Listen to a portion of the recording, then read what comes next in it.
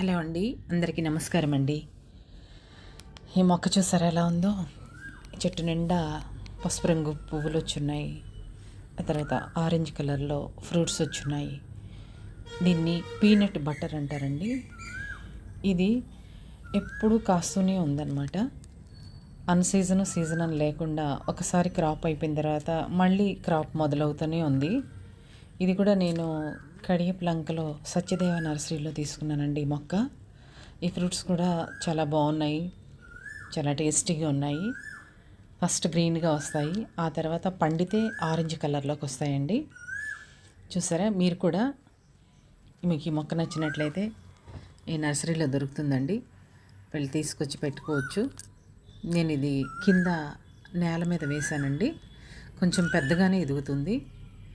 కుండీల్లో అంత బాగా రాకపోవచ్చు, కింద నేల మీదే వేసుకోండి.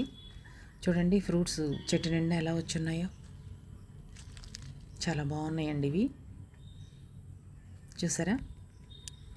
ఇది నేను పెట్టి 1.5 year అయిందండి మొక్క పెట్టి. ఒక 1 year తర్వాత నుండి క్రాప్ మొదలైందనమాట. ఒకసారి క్రాప్ అవడమే మళ్ళీ స్టార్ట్ అవుతున్నాయి కాయలు. ఇలా నిరంతరం కాస్తూనే ఉందన్నమాట. ఇదొక వెరైటీ ఆఫ్ ఫ్రూట్ అనమాట. ఈ వీడియో మీకు నచ్చినట్లయితే సబ్స్క్రైబ్ చేయండి, షేర్ చేయండి. ఈ వీడియో మీకు నచ్చింది అనుకుంటున్నాను. థ్యాంక్ యూ అండి. Thank you.